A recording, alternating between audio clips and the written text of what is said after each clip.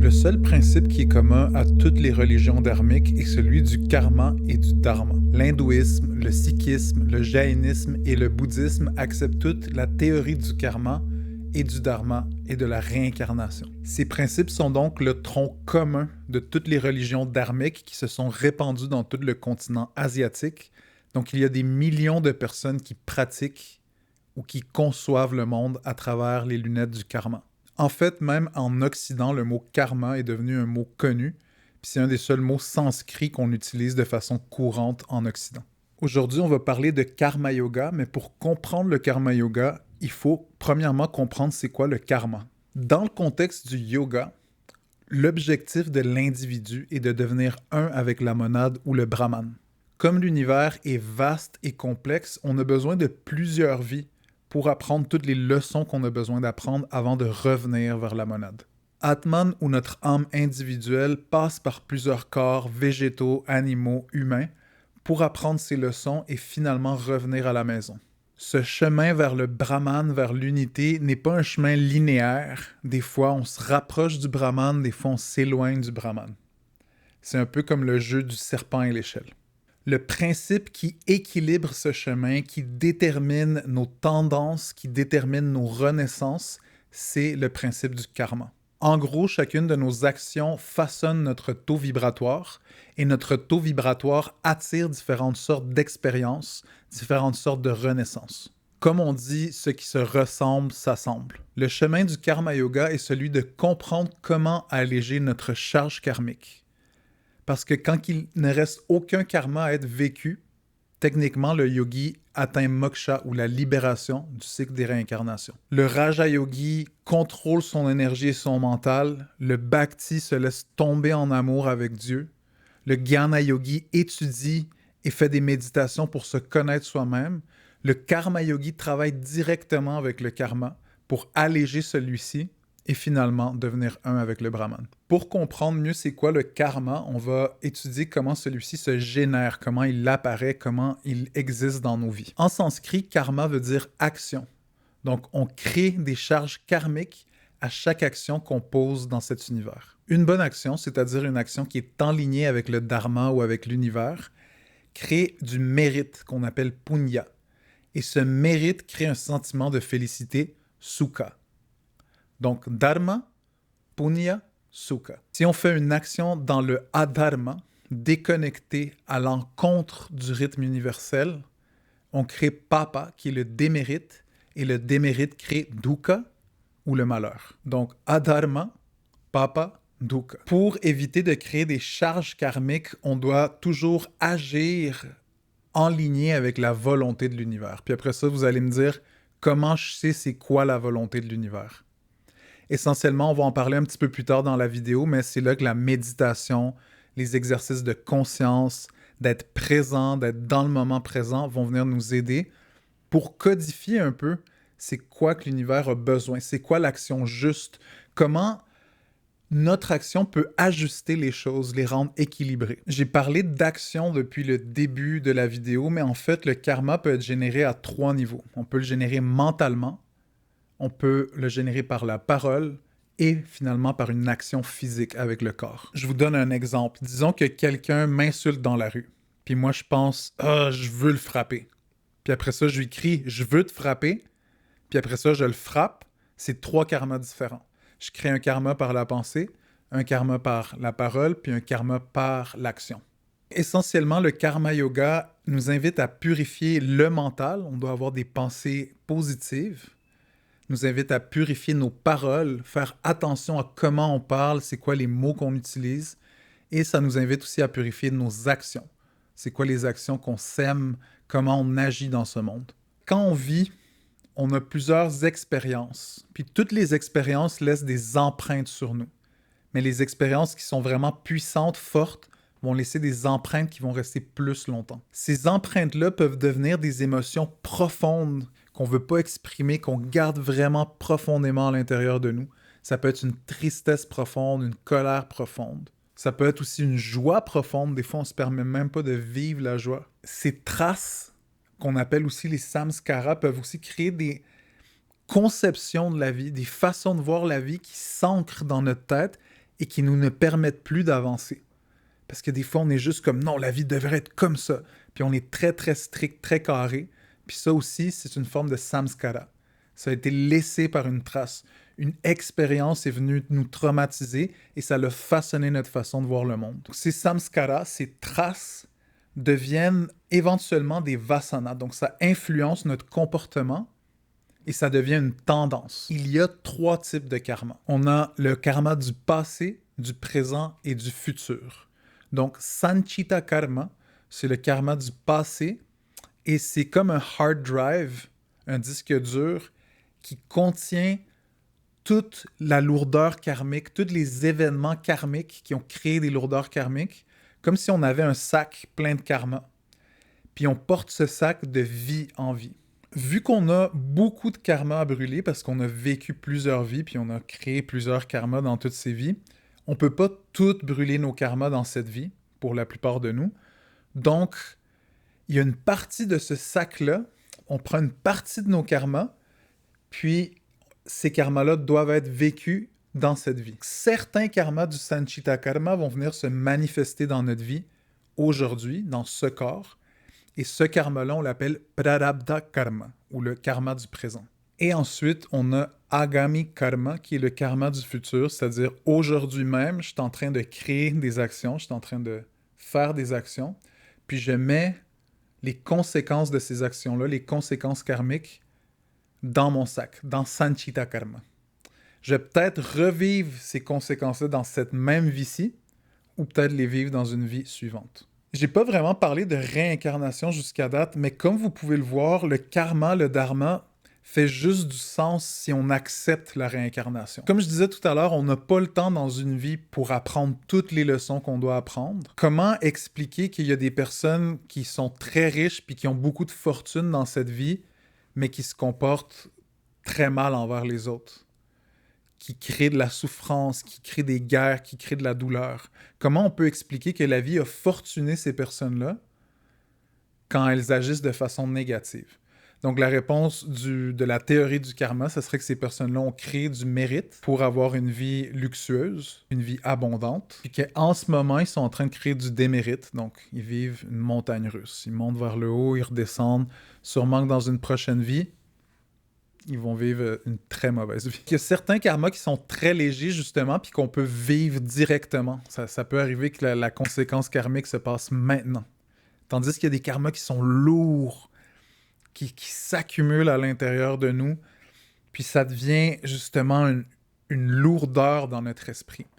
Et ça peut prendre plusieurs vies avant de brûler ces karmas. Donc c'est beau, j'ai parlé de karma, de dharma, un peu de réincarnation, mais comment pratiquer le karma yoga? Premièrement, on veut cultiver un style de vie sattvique. En yoga, on a un concept des 3 grandes énergies, des 3 grands mouvements que l'univers y prend.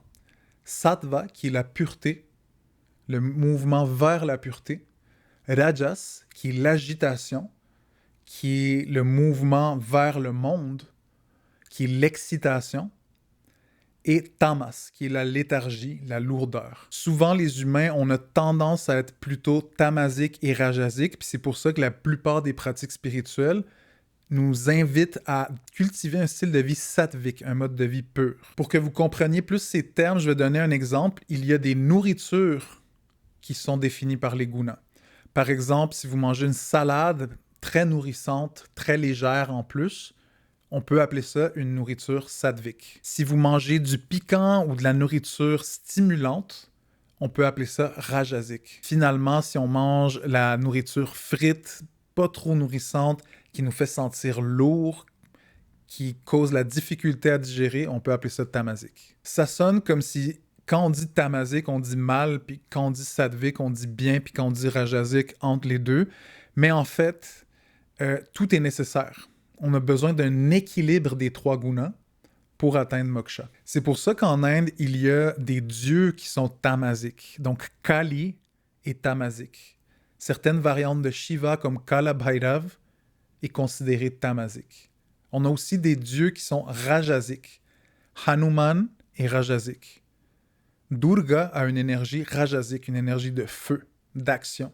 d'agression quasiment. Et ensuite, on a des dieux sattviques comme Krishna ou comme Sarasvati. Maintenant que vous comprenez un petit peu plus c'est quoi sattvique, tamasique, rajasique, le karma yogi doit cultiver un style de vie sattvique. Parce que le plus qu'on cultive la pureté, la légèreté, la transparence, le plus que nos pensées vont être positives, légères, pures. Dans le système du yoga, de l'Ayurveda, si on mange des choses sattviques, on va créer une vibration sattvique dans notre corps. C'est-à-dire que manger des choses légères qui font bien à mon corps et à mon esprit va aussi affecter comment je parle, va affecter ma parole. Je vais peut-être parler avec plus de douceur, avec moins d'agressivité. Ça va affecter aussi mes pensées.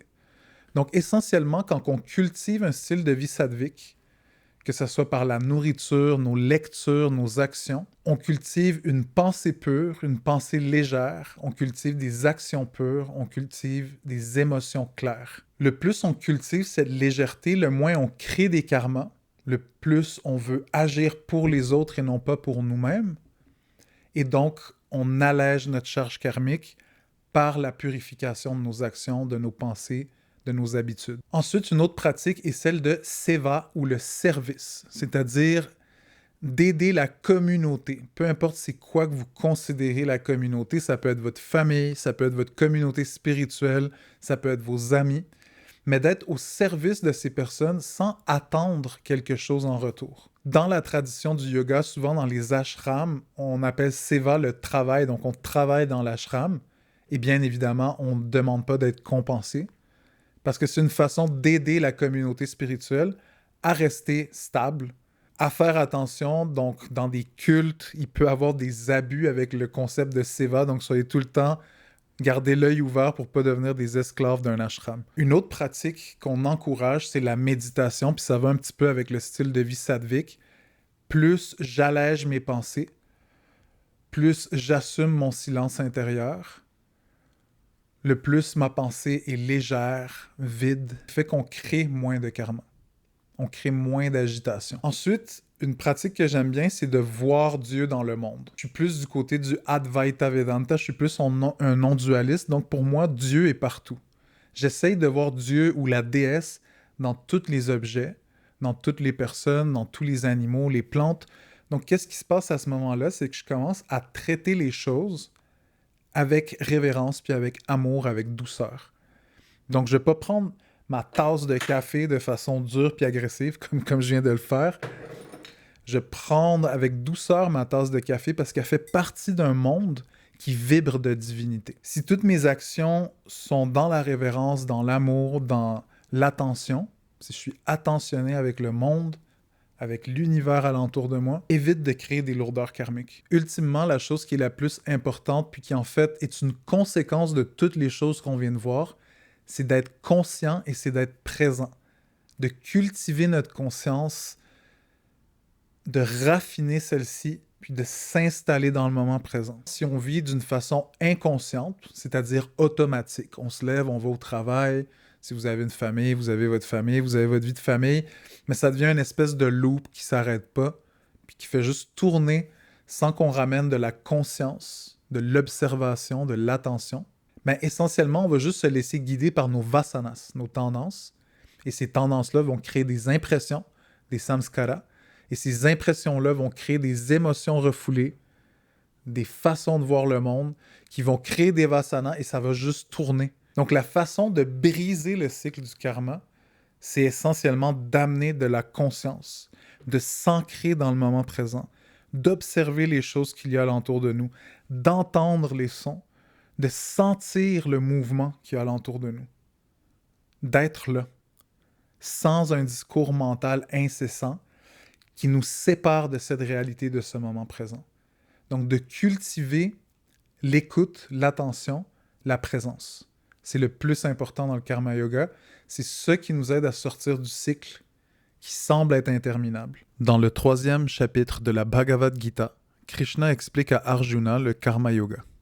Ce n'est pas en s'abstenant d'agir qu'un être atteint l'absence d'action, ni en renonçant simplement au monde qu'il parvient à la perfection. Personne ne peut demeurer, ne serait-ce qu'un instant, sans agir. tous sont contraints d'agir par les qualités, guna, nées de la nature. Accomplis l'action qui t'est prescrite, car l'action est préférable à l'inaction. Même l'entretien du corps ne serait pas possible sans agir. Le monde est lié par les actions accomplies pour des fins égoïstes. Accomplis donc l'action comme un sacrifice yagna, libre de tout attachement. C'est pourquoi, sans attachement, accomplis constamment l'action qui doit être faite. En agissant sans attachement, l'être humain atteint le suprême. Dans ces quelques phrases, Krishna donne 3 puissants conseils. Premièrement, se détacher de l'action elle-même. Considérer que l'action est un processus et que nous, on est une petite partie de ce processus universel. L'action se fait à travers nous et ce n'est pas nous qui fait l'action. Donc l'idée ici, c'est d'observer le corps agir, voir comment le corps s'implique, s'engage dans différentes actions, puis observer comme une méditation. Ensuite, on veut se détacher du résultat de l'action. Quand on se détache du résultat, on performe l'action avec plus de présence, avec plus de conscience. Et puis finalement, une façon de faire ça, c'est d'offrir nos actions au divin, au cosmos, l'univers, la conscience cosmique, la monade, appelez-le comme vous voulez. C'est d'offrir chacune de nos actions comme si c'était une offrande envers cette divinité, cette force. En offrant nos actions à quelque chose de plus grand, et en considérant nos actions comme des offrandes, on va commencer à les faire avec beaucoup plus de douceur, avec beaucoup plus d'amour, avec beaucoup plus de présence. C'est ici qu'on finit la série des 4 grandes formes de yoga. Comme vous pouvez voir, et comme c'est conseillé par la plupart des yogis modernes, comme Shivananda ou Sri Aurobindo par exemple, il est conseillé de pratiquer les 4 formes de yoga. Vous avez peut-être plus une affinité pour une forme particulière comme la bhakti, le raja, jnana ou le karma qu'on a vu aujourd'hui. Et je vous conseille d'aller à fond dans cette direction-là, mais ne pas oublier les autres. En équilibrant ces 4 grandes formes de yoga, c'est un chemin qui est solide, stable et qui évite plusieurs dangers. On intègre l'amour, qui est le bhakti. On purifie notre action par le karma yoga. On purifie notre énergie vitale par le raja yoga. Et on purifie notre mental par le jnana yoga. C'est ici que finissent les 4 grandes formes de yoga. Je vous souhaite une bonne pratique.